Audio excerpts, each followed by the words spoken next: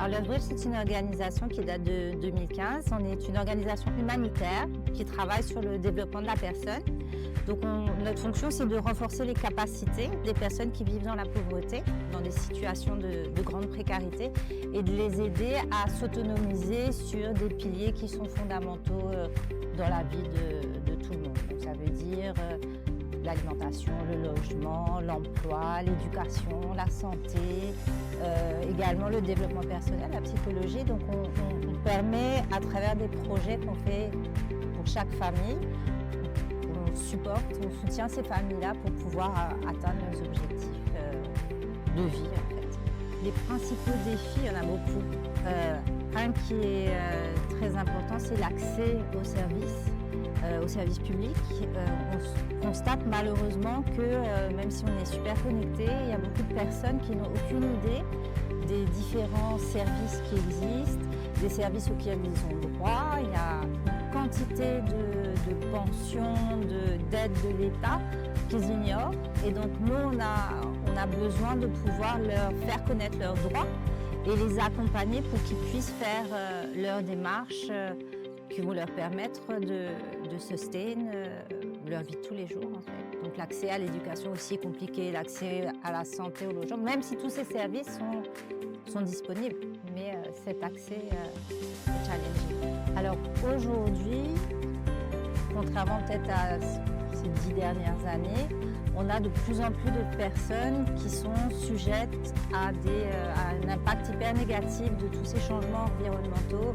On a eu beaucoup de flash floods, on a des personnes qui vivent dans des zones inondables, qui n'étaient pas autant inondables avant, en tout cas on ne s'en rendait pas compte, mais ces 3-4 dernières années, à chaque fois qu'il y a des grosses pluies, les personnes, leurs maisons sont complètement inondées, on ne peut même pas accéder en fait à leur logement parce que les routes sont impraticables et du coup ils perdent tout systématiquement. Donc à chaque fois il faut refaire, reacheter, reconstruire et c'est extrêmement décourageant pour ces familles qui font des efforts pour s'en sortir.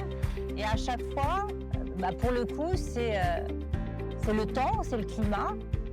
Ils doivent repartir à la case départ et c'est extrêmement épuisant économiquement et moralement qui fait qu'il y a un découragement et puis au final, on laisse tomber. Nous, notre rôle, c'est justement de les aider à ne pas laisser tomber justement et de les soutenir et d'essayer de trouver des solutions pour barrer les gueules face à ces changements climatiques et on est extrêmement démunis comme un peu tout le monde. On parlait des zones inondables, mais il y a l'accès à l'eau qui est un énorme problème. Maurice en entier, on n'a pas l'eau 24/7, mais quand on a la chance d'avoir un réservoir, une pompe, ça nous permet quand même d'avoir de l'eau régulièrement, mais nous avons des familles qui n'ont pas ni les moyens d'avoir un tank et une pompe, ni l'espace, parce qu'on est dans des situations de grande promiscuité.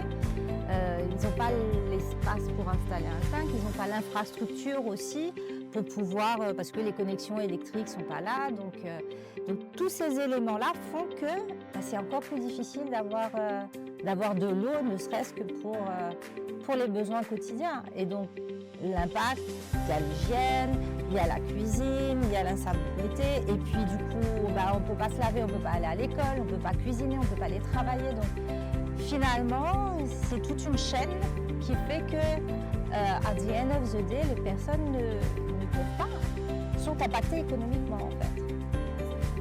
C'est un cercle vicieux. Alors c'est pareil pour la chaleur, la hausse des températures. On a des familles qui vivent dans des maisons en tôle, qui sont 5, 6, 7 dans des espaces extrêmement réduits. Il n'y a pas d'aération, il n'y a pas de moyen de mettre une climatisation, on n'y pense même pas. Un ventilateur, mais les installations électriques sont pas aux normes, donc il y a des dangers, il y a des risques pour la sécurité. Et donc on ne dort pas, et donc si on ne dort pas, on ne peut pas se lever, et blabla, et voilà. Donc ultimately, on a des personnes qui sont dans la précarité. Cette précarité, elle est renforcée par ces changements environnementaux, et de ce fait, ça renforce leur précarité. C'est extrêmement décourageant pour ces familles-là. Je crois qu'on est tous d'accord aujourd'hui pour nous dire que les conditions de vie quel que soit finalement notre appartenance, notre milieu socio-économique, nos conditions de vie sont complètement impactées aujourd'hui par ces changements environnementaux. Il pleut, on ne peut pas sortir, on ne peut pas aller travailler, les enfants ne vont pas à l'école.